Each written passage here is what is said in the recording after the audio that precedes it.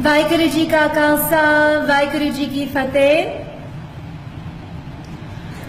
On Christmas Eve, 103 years ago, my grandfather waited in a dark and dank cell.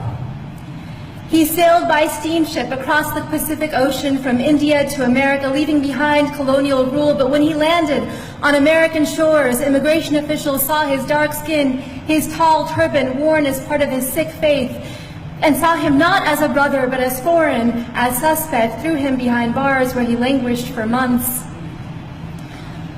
Until a single man, a white man, a lawyer named Henry Marshall, filed a writ of habeas corpus that released him Christmas Eve, 1913. My grandfather, Kehar Singh, became a farmer, free to practice the heart of his Sikh faith, love and oneness. And so when his Japanese American neighbors were rounded up and taken to their own detention camps in the deserts of America, he went out to see them when no one else would. He looked after their farms until they returned home. He refused to stand down. That's right. In the aftermath of September 11th, when hate violence exploded in these United States and a man that I called uncle was murdered, I tried to stand up.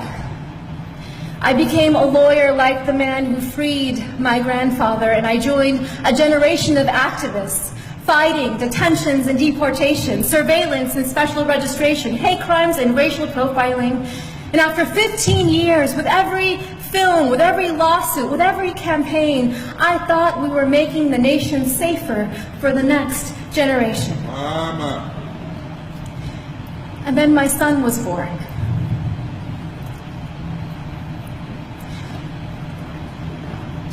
On Christmas Eve, I watched him ceremoniously put the milk and cookies by the fire for Santa Claus.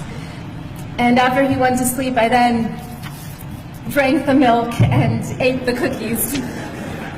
I wanted him to wake up and see them gone in the morning. I wanted him to believe in a world that was magical.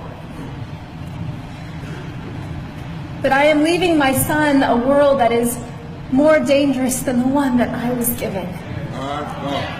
Because we are raising a brown boy in America. A brown boy who may someday wear a turban as part of his faith. And in America today, as we enter an era of enormous rage, as white nationalists hail this moment as their great awakening, as hate acts against Sikhs and our Muslim brothers and sisters are at an all-time high, I know that there will be moments, whether on the streets or in the schoolyard, where my son will be seen as foreign, as suspect, as a terrorist. Just as black bodies are still seen as criminal. Brown bodies are still seen as illegal. Trans bodies are still seen as immoral. Indigenous bodies are still seen as savage. The bodies of women and girls seen as someone else's property. And when we see these bodies not as brothers and sisters, then it becomes easier to bully them, to rape them, to allow policies that neglect them, that incarcerate them, that kill them. Yes, Rabbi. The future is dark.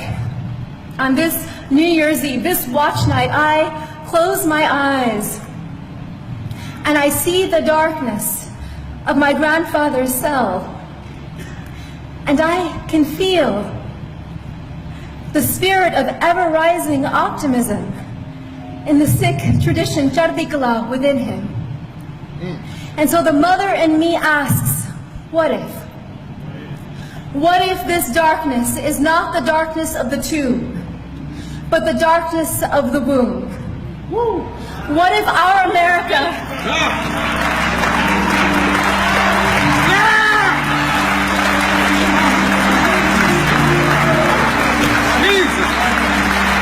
What if our America is not dead, but a country that is waiting to be born? What if the story of America is one long labor? What if all of our grandfathers and grandmothers are standing standing behind us now, those who survived occupation and genocide, slavery and Jim Crow, detentions and political assault, what if they're whispering in our ear today, tonight, you are brave? What if this is our nation's great transition?